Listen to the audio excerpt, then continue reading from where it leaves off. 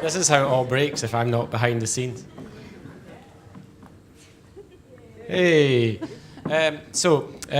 We recently had a chance to go to Tokyo to visit the Pecha Kucha headquarters. So this was the view of Tokyo on the night we arrived, which was shrouded in fog, which was exactly the same as Edinburgh on the day we left.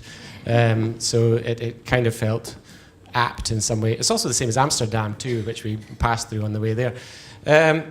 So this is Astrid and Mark, who set up Pecha Kucha, and this is their club that they have in Tokyo called Super Deluxe. And these are the sort of 35-ish people who made the trip out to Tokyo from the sort of 800 cities that do Pecha Kuchas. The club itself is quite impressive. It's quite small too. But this is me giving a talk, giving a Pecha Kucha about Dundee with people from Pecha Kucha in the past coming out of the screens, and the people from Tokyo who were there to see the presentation. And I talked a lot about different things that happened in Dundee and did things like that. Now, this was kind of what we were there for. So it was a powwow. So we spent a lot of time sitting around a table discussing Pecha Kuchas. So it got quite boring. Well, no, it was fine. But we all discovered that everybody was very passionate. I've got to be careful because this is being recorded. No, it was great. We realised that everyone's passionate about their own cities and their own places, and there's something in that we could all do to make something better what we've not done. So we didn't all just sit around the table all the time. So we went out to the park, we had a little bit of a picnic. This is Johnny, who's one of the people who does a lot of work behind the scenes for Pecha Kucha, flying his little kite, which hopefully you can see hiding there. And one of the other things I did when we weren't doing things like that was I went to visit the fish markets in Tokyo, which is a kind of thing to do when you go to Tokyo.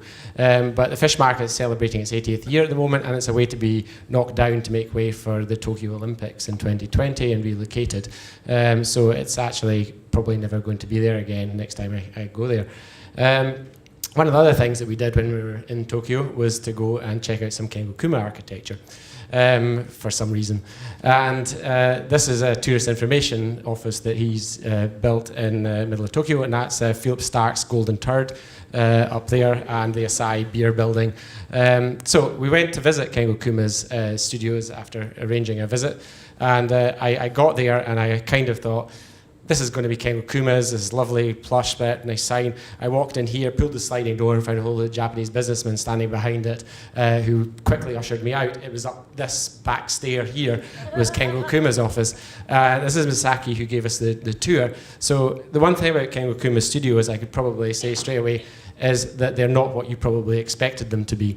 They're not lush, they're not fantastical, they're very down to earth, very simple.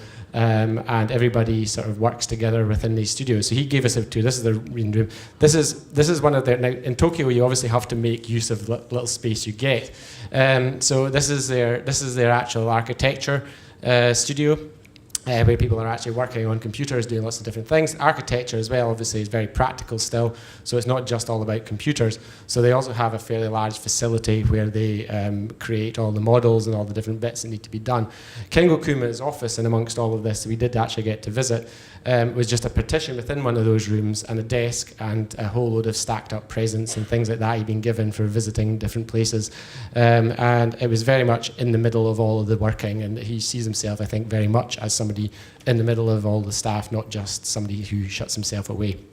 This was outside, and this was a hack day that was going on in Tokyo. I just really liked his photo because the person who's walking past in the photo looks like one of those architectural cutout people that you get on architectural drawings, like the V&A one and things like that you've seen.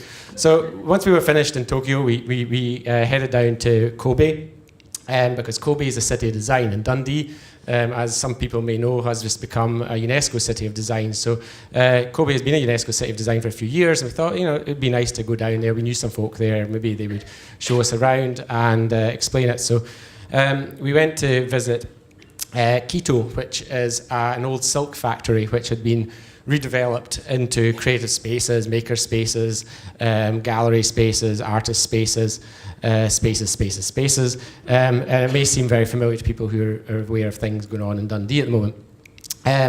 So it's it's one thing that struck me was everything was very well designed, no expense spared. Really nice posters, really nice design work.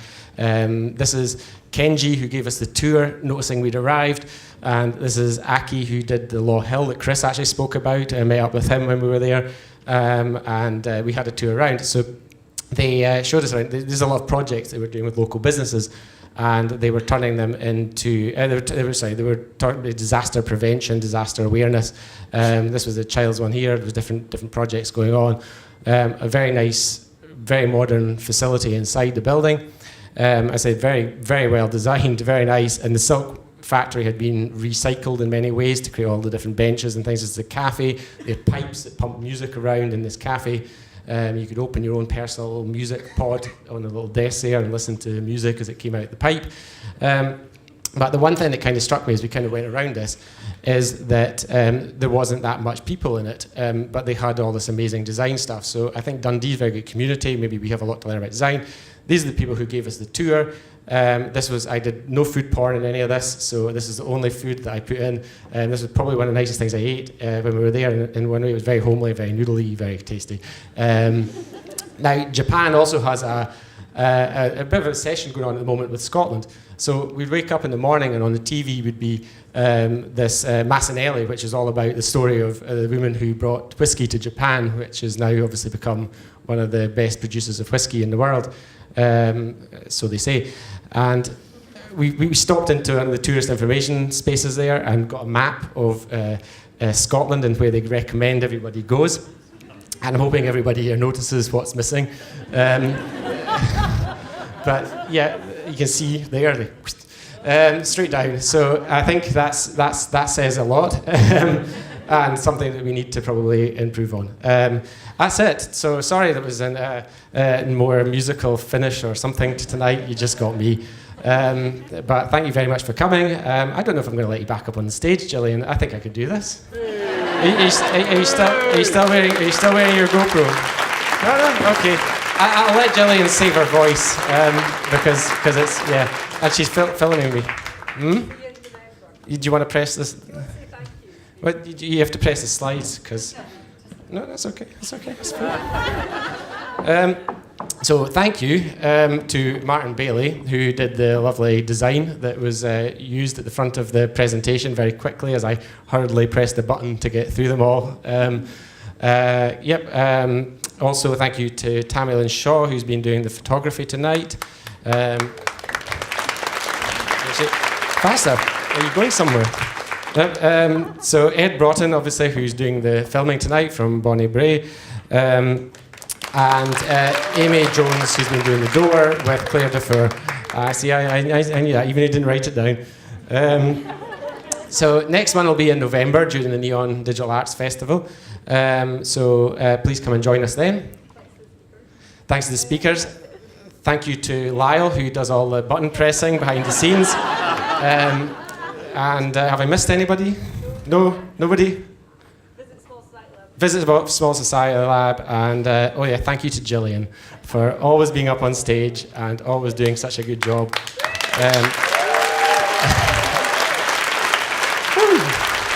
Is that it? Did I finish now? Okay, you can go for beers or something, or leave, or whatever you fancy, or hang around and chat. I could